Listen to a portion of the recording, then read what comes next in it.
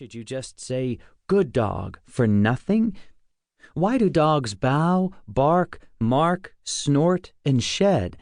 Why do dogs bury bones and other objects and immediately dig them up? Why do dogs try to bury bones on the carpet and act as if the bones are invisible? Do dogs get headaches? Do dogs have a sense of self? Do dogs grieve? Do dogs suffer from post-traumatic stress disorder, PTSD, and other psychological disorders? Do some dogs have a little dog complex? Why do dogs eat grass? Why do dogs circle before lying down or pooping? How do dogs sniff out human diseases? How does a dog's nose work? How smart are dogs? Are dogs just using us to get them food? Do dogs understand language? Do dogs like music? Do dogs like television? Over the years, I've realized I've become something of a canine and dog park confidentialist. From time to time, people say to me, "Please don't tell anyone," but then they confide in me, telling me intimate stories about their dogs, or other people at the dog park. I try merely to listen, since I don't want to get involved in gossip. And just when I think I've heard it all, someone tells me something I've never heard before. Surprises always abound at the dog park. In fact, I also sometimes feel like the dogs confide in me as well. I try as hard as possible to take the dog's point of view when I visit dog parks because, obviously, they're called dog parks, not human parks. On occasion, dogs approach me as if to say, "Would you please tell my human that I simply have to roll in stinky stuff or pee all over the place, or that rough play is okay? Remind them I can take care of myself." Many people are keenly interested in all aspects of dog behavior, and my trips to the dog park often become a sort of extension class on dogs. I recommend articles and books for people to read, and I pepper our conversations with general principles of animal behavior, evolutionary biology, and conservation.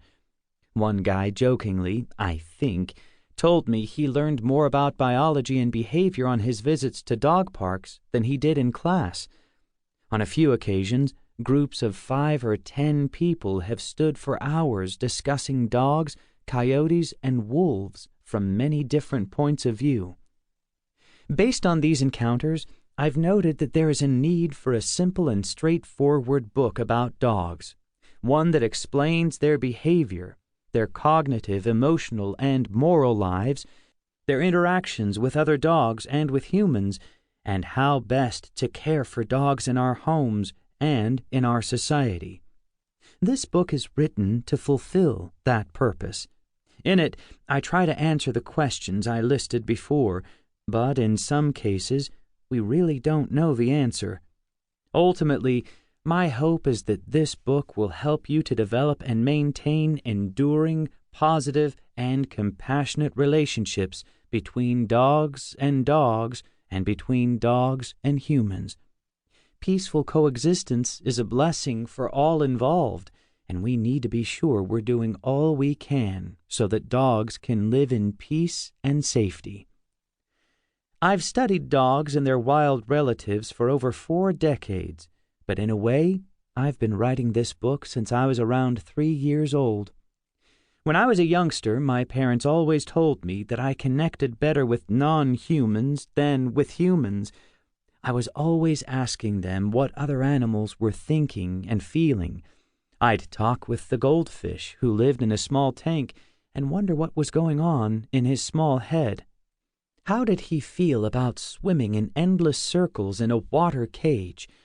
My parents told me that I minded animals, and that I was always concerned about caring for them and never ever thought they didn't have active minds. I knew that they did, and that I could feel their feelings. Since then, I've studied dogs in a wide variety of circumstances and habitats, including at dog parks, and I've learned a lot about the behavior of these fascinating animal beings. I've studied dogs who are familiar because they've shared my home, and dogs I didn't know at all, including feral dogs.